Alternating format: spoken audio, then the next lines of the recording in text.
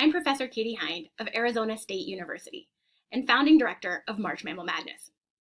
On behalf of the dozens of scientists, artists, conservationists, librarians, performers, and many, many others that make this tournament possible each year, welcome to whatever this is, an amazing community of excited people here to celebrate our natural world. Today I am joined by my office buddy, American Badger, Taxidea taxus, and we are here to explain some of the key features of March Mammal Madness for playing along with the tournament. Other videos in this series will explain key features of this particular tournament year and take you inside the way that the story of these battles is created by our scientist narrators. Let's begin. At its heart, March Mammal Madness poses the timeless question, who would win between particular animal species should they encounter each other in the wild? And we know that this question is timeless because depictions of animal battles are found throughout prehistory, in petroglyphs, in rock paintings, in fairy tales passed down from generation to generation. Since time immemorial, humans have been fascinated by our natural world, and our earliest creative works speak to our attention to animals, seasons, and nature. As a species, humans are natural historians. But March Mammal Madness tackles this who would win question in a simulated, evidence-based, single elimination tournament bracket of 4 divisions. Possibly similar, but in no way affiliated with the annual NCAA tournament of college basketball. To be clear, in this tournament, the battles are simulated. No actual animals are harmed in the production of March Mammal Madness. Originally, the tournament was only mammals, but over time, the lineup has expanded to feature combatants from across the tree of life. In order to play March Mammal Madness, players print their bracket and make predictions of outcomes sequentially through a series of encounters between animals. Here we can look at the 2022 tournament division Wild North America. The wild card encounter between the Mexican free-tailed bat versus the Florida bonneted bat would determine who became the 16th seed to go up against number 1 seed grizzly bear in the first round. In March Mammal Madness, the lower the seed, the better the ranking of the combatant.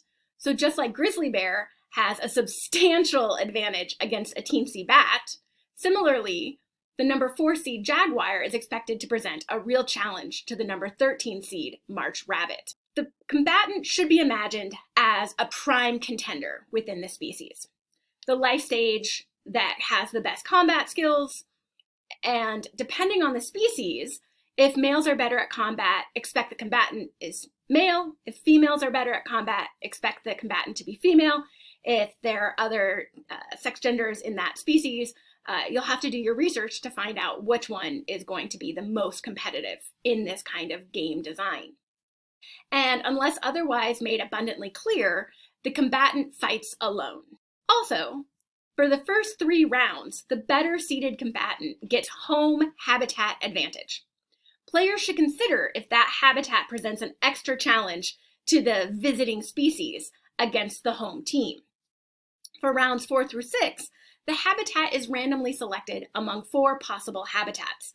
See the video on key tournament details for the particular tournament year to find out which those 4 random habitats are in this particular tournament year. Also, importantly, the tournament occurs in March, so the combatant will arrive to the battle in the condition they have in March: springtime in the northern hemisphere, fall in the southern hemisphere. In 2018, a lot of folks had the male platypus as their dark horse because they have venomous spurs. But the gland that makes the venom is only active during the mating season. Those glands are most shrunken and useless in March. Lastly, and very importantly, this is not Thunderdome. The tournament does not force the animals into actual combat. Nature is not always red in tooth and claw, as Sir Alfred Tennyson wrote. Sometimes animals interact at food and water sources without aggression. Predators are not always on the hunt. Carnivores may not want to risk an injury by getting into a fight with another carnivore. With this in mind, March Mammal Madness battle descriptions are not always to the death or even to the aggression. Running away or otherwise leaving the field of battle counts as a forfeit. So how do you pick your winners in this tournament? Well, at the March Mammal Madness LibGuide, maintained at the Arizona State University Library, we've curated lots of great resources for researching combatants and picking your champion. For 11 nights in March and early April, the outcomes of the battles are delivered via Twitter like a live play-by-play, harkening back to the exciting days of radio. In these live announced play-by-plays, we include all the drama and suspense of real-time action, with links to the science behind the story.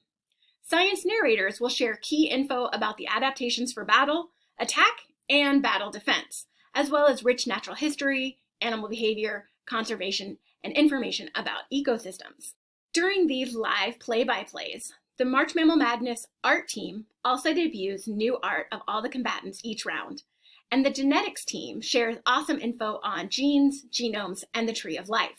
Players have the option to follow along live, currently via Twitter, and join in all the emergent communitas among players by following the annual hashtag or the MMM Let's Go Twitter account. Throughout the years, this community has become a vibrant, fun gathering of folks of all ages, expertises, and perspectives. But players do not have to be on social media to follow the tournament, and we have multiple other ways of getting the battle outcome information with different levels of detail and specificity. The morning after a night of battles, our friends over at the Rodent Roundtable, MC Marmot and the roving reporters, do a short video with quick summaries of the night's action. This is a great way for students to quickly update their brackets, but won't have all the science specifics. If folks want more of the dynamic details and evidence underlying the outcome, head over to the March Mammal Madness LibGuide. Shortly after the conclusion of a night's battles, the LibGuide will have several options for finding out the outcomes. The Read All About It is a formatted sports section with images and details in PDF form. The LibGuide also has those same paragraphs online compatible for screen readers. For folks who want the full instant replay, we will also post PDFs of the play-by-plays for each battle with all the links and all the science.